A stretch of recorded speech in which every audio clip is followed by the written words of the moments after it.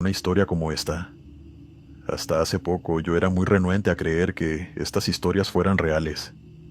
Pero la semana pasada viví una experiencia paranormal que me dejó pensando mucho sobre lo que se oculta en la carretera. Y espero que puedas leérsela a tu comunidad. Lo cierto es que yo no le encuentro explicación, y espero que alguien en la comunidad pueda hacerlo, aunque no lo creo. Como dije, pasó hace pocas semanas en un viaje que debía hacer desde nuestro país hasta el estado de Oklahoma, en los Estados Unidos. Iba a ser un viaje bastante largo, cruzando la frontera, pero también muy bien pagado. Soy un hombre relativamente joven, así que puedo afrontar estos viajes largos sin fatigarme tanto. Pero después de un día conduciendo, la espalda empieza a resentirse sin importar la edad. Además, iba un poco lento ya que mi camión iba bastante cargado y los productos que llevaba eran frágiles. A mí personalmente me gusta viajar escuchando podcasts de terror, como el tuyo, sobre todo cuando llega la noche. Es un gusto extraño, sé que no a todo el mundo le gusta asustarse, pero a mí sí, sin mencionar que, como dije, yo no creía en nada de esto. Creo que eran las 12 de la noche y yo estaba en el estado de Nuevo León, conduciendo por un largo tramo de desierto. Fue en esta zona, con poco tránsito y en una profunda oscuridad, que los eventos sobrenaturales comenzaron a darse, con un pequeño y sutil incidente al que no le di importancia: la aparición de dos niños. Iba a 60 kilómetros por hora cuando, a orilla de carretera, en una zona desértica, vi a dos niños. Parecían un pequeño y su hermana mayor. Iba rápido, y la carretera estaba a oscuras, pero mis luces eran potentes y pude detallarlos. La pequeña tendría unos 12 años, o tal vez 10, con un vestidito rojo y sandalias. El pequeño iba con una franelilla blanca, pantalones azules y descalzo. Ambos voltearon a verme, y me saludaron con la mano al pasar. Cerca de allí había algunas casas, por lo que asumí de inmediato que solo eran niños de la zona jugando en el campo. Demasiado tarde para mi gusto, pero bueno, ¿quién era yo para juzgar? Seguí conduciendo, inocente de lo que estaba por vivir en ese viaje. Pasaron tal vez unos 10 minutos cuando un leve golpe sobre el parabrisas me hizo voltear inmediatamente hacia mi derecha.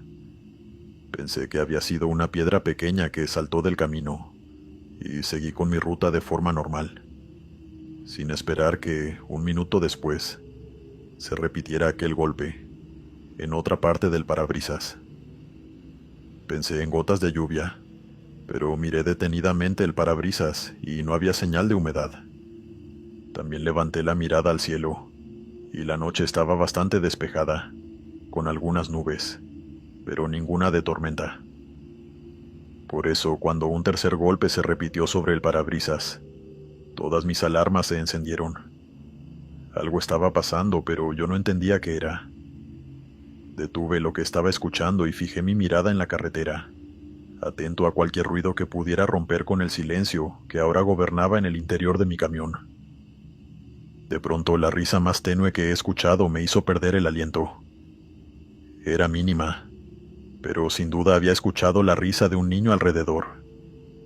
Mi teléfono estaba apagado, y mi camión no tenía radio. No existía en la cabina ninguna fuente capaz de emitir ese sonido, y aunque sonó realmente bajo, supe que fue cerca. Repentinamente, todo a mi alrededor se volvió amenazante, y me pregunté si acaso algún psicópata se había colado en el camión y yo no lo había visto. El camarote de mi modelo de camión es realmente pequeño, pero al menos cabe una cama, y tal vez ahí, en un rincón, estaba ese hombre escondido, burlándose de mí y esperando para atacar. Intenté fingir normalidad mientras me quedaba viendo al frente, sin saber si valía la pena frenarme y enfrentarlo ahí mismo, o si era preferible llegar a un lugar poblado, al menos a una gasolinera o a un Oxxo donde alguien pudiera ayudarme. Mientras pensaba en todo esto, un nuevo golpe sobre el parabrisas me hizo soltar un alarido, y apreté el acelerador en un intento de llegar más rápido a cualquier lugar medianamente poblado.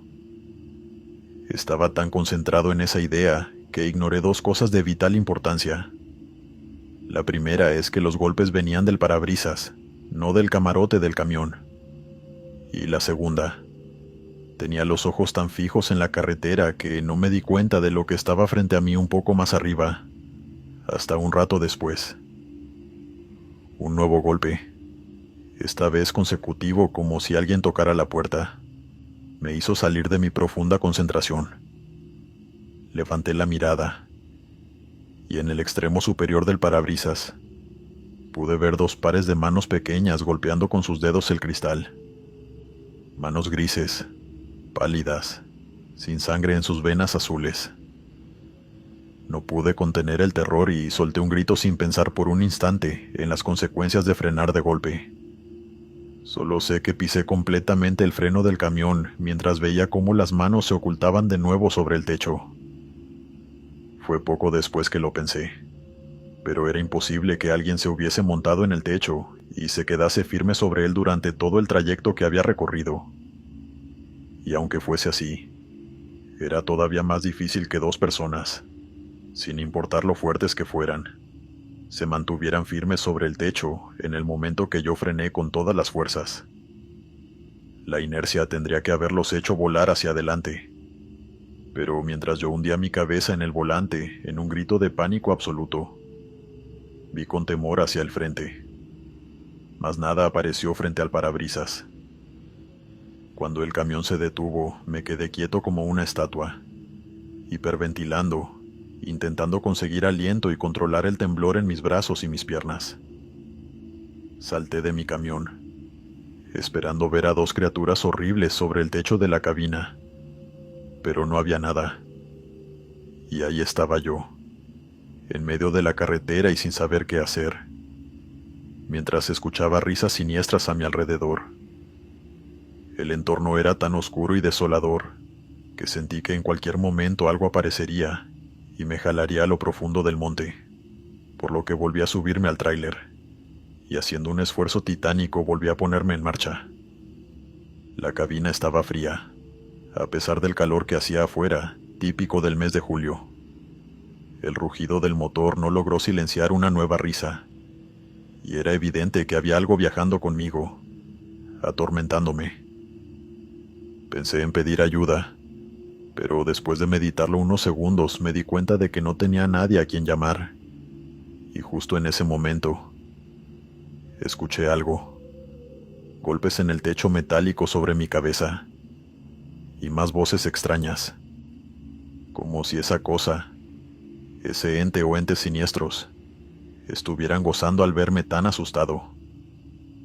Intenté hacerme el fuerte y dejar de ponerles atención. Puse música a todo volumen, y no exagero, cuando les digo que por la siguiente media hora conduje fingiendo que nada pasaba, mientras que por el rabillo del ojo veía manos asomándose desde la parte superior del parabrisas y las ventanas de copiloto. No paré, no grité, no actué aterrado, aunque el miedo me estuviera consumiendo.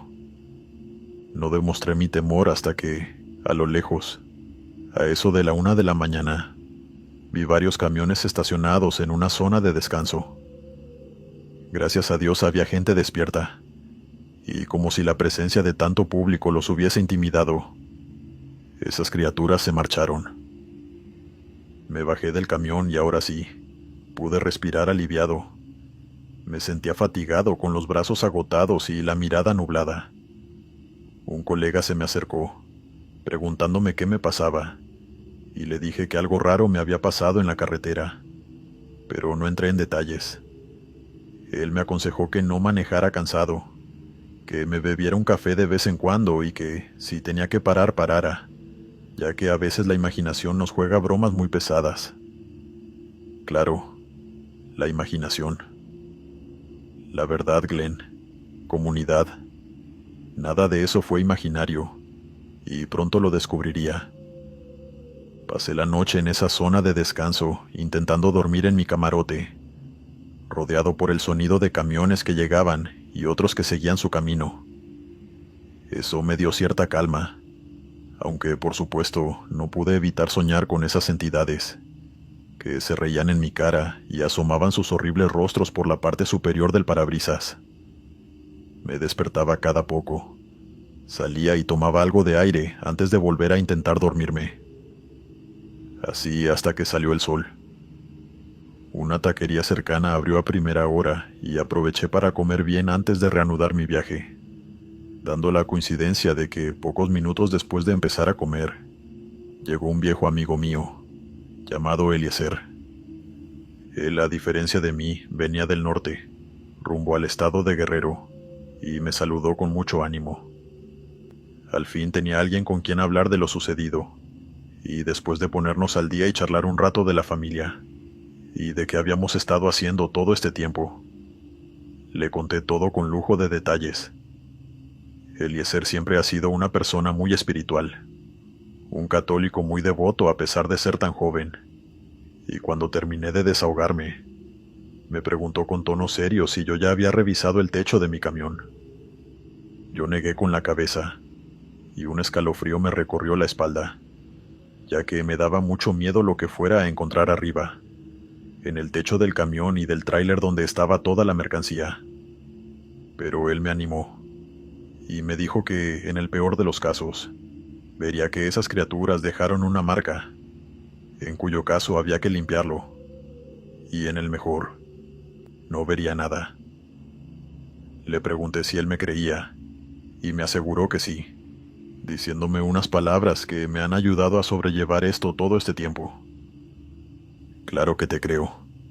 En esta tierra confluyen muchas fuerzas, del bien y del mal, y a veces nos topamos con fuerzas malignas, que buscan desequilibrarnos, asustarnos y atormentarnos. No sientas que te has vuelto loco porque el mal existe, y tú fuiste testigo de él.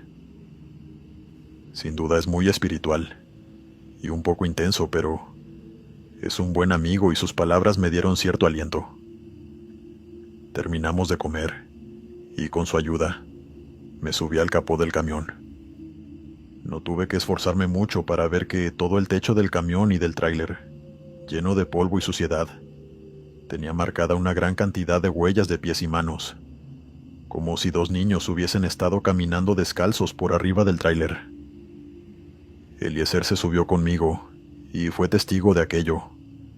Me dijo que teníamos que lavarlo de inmediato, y con ayuda de una manguera empezamos a limpiar el camión. No se me ocurrió en ningún momento tomar una foto, pero al menos sentí alivio al saber que no lo había imaginado. Sin embargo, otra parte de mí sintió miedo. Miedo de que a la noche siguiente aquello volviera a repetirse. Eliezer me convenció de que eso no pasaría, ya que esos espíritus se aferraron a mí por un breve momento, y que difícilmente me seguirían más allá de la zona en la que penaban. No sé cómo estaba tan seguro, pero lo cierto es que después de lavar el polvo del camión, y luego de que ninguna huella se viera, nos despedimos, y pude llegar a Oklahoma sin ningún nuevo inconveniente. Igualmente, mi viaje de regreso a México sucedió sin mayores problemas, y desde entonces he estado meditando profundamente sobre lo que me sucedió, o qué motivos hubo para que me pasara a mí y no a cualquier otra persona. La verdad sea dicha, creo que no hay ninguna razón. Fue solo suerte, muy mala suerte. Al mismo tiempo, me pregunto si de verdad eran niños, sus espíritus, u otra cosa que se hace pasar por pequeños inocentes. Y en ese caso, ¿qué intención se oculta detrás de ellos? ¿Acaso pretenden provocar accidentes? ¿Alimentarse del miedo que me provocaron? No lo sé. Solo sé que espero nunca más tener una experiencia así. Una sola fue más que suficiente.